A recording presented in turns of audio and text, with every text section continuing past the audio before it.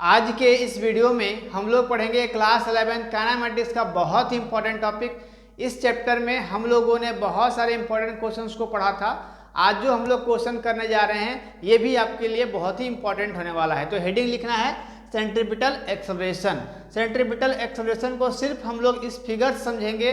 तो यहाँ पर इस फिगर को ध्यान से ये देखना है कि एक ऑब्जेक्ट है जो पूरे सर्कल में मूव कर रहा है यूनिफॉर्म स्पीड से। एक ऑब्जेक्ट जो है इस सर्कल में, पूरे सर्कल में पी ऑब्जेक्ट है जो पूरे सर्कल में मूव कर रहा है ना।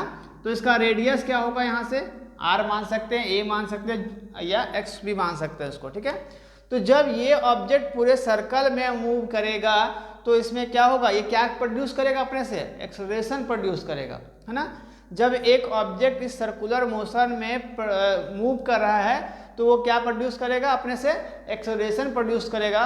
उसी को हम लोग बोलेंगे सेंट्रीपिटल एक्सेलरेशन, ठीक है। आई होप समझ में आया होगा कि कोई ऑब्जेक्ट अगर सर्कुलर पाथ में मूव कर रहा है, यूनिफॉर्म मोशन कर रहा है, तो वो अपने से क्या करेगा, एक एक्सेलरेशन प्रोड्यूस करेगा। उस एक्सेलरेशन को हम लोग बोलेंगे सेंट्रीपिटल एक्सेलरेशन, ठीक है। तो अब यहाँ पर ध्यान देना है कि यहाँ पर V1 क्या है, V2 क्या है, V3 क्या है, V4 क्या है।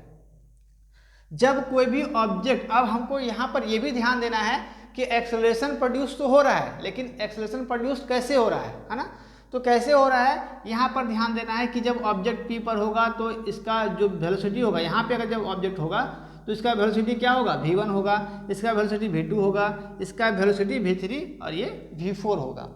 तो वेलोसिटी हर जगह पर सेम है, लेकिन वेलोसिटी का जो डायरेक्शन है वो देखिए, डायरेक्शन V1 में इधर है, V2 में इधर है और V3 में इधर है, V4 में इधर है। तो हर एक डायरेक्शन में आपका वेलोसिटी का जो डायरेक्शन है वो चेंज हो रहा है ना। ये मेरा डायरेक्शन क्या हो रहा है, हर एक जगह पर चेंज हो रहा है।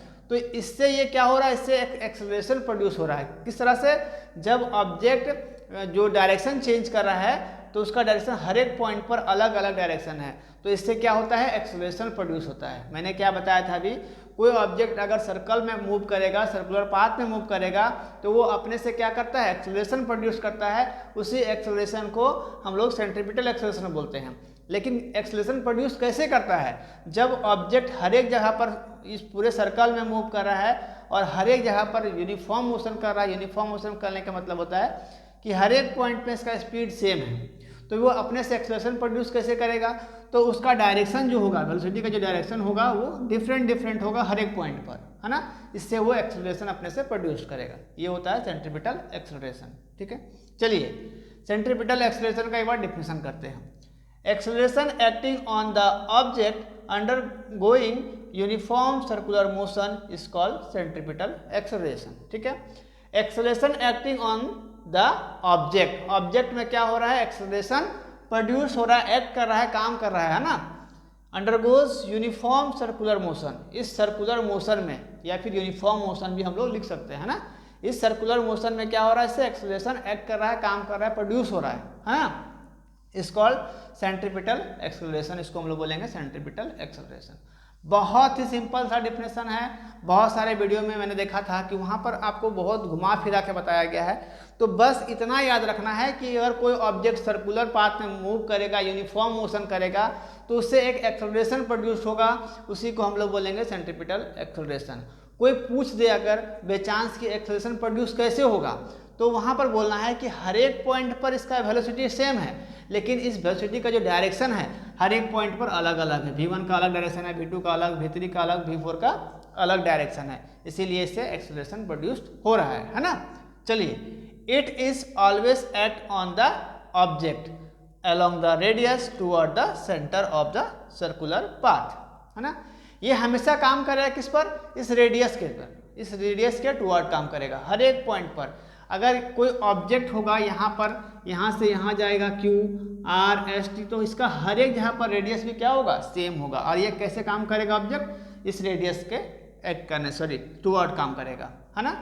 ये फॉर्मूला है A vector, A modulus vector equal to omega square R equal to V square by R। ये इसका फॉर्मूला है। इससे न्यूमेरिकल्स भी आप लोगों को देखने को मिलता है, तो इससे हम लोग कुछ न्यूमेरिकल्स भी करेंगे। तो ये फार्मूला आप लोगों को याद रखना है, ठीक है। इसका बहुत लंबा चौड़ा डेरिवेशन है, उतना नहीं करना है, सिर्फ आपको ये फार्मूला याद रखना है और इसका डिफिनेशन हमेशा एग्जाम में आपको देखने को मिलेगा, है ना। इस फॉर्मूले से बहुत सारा न्यूमेरिकल्स आपको आगे भी जब भी आप एग्जाम दोगे फिजिक्स से रिलेटेड, वहाँ पर आपको इस तरह का क्वेश्चंस जरूर देखने को मिलेगा। इस फॉर्मूले को जरूर याद करोगे, है ना। Omega square R equal to V square by R, है ना, ये याद रखना है, ठीक है। आई होप ये आप लोगों को समझ में आया होगा।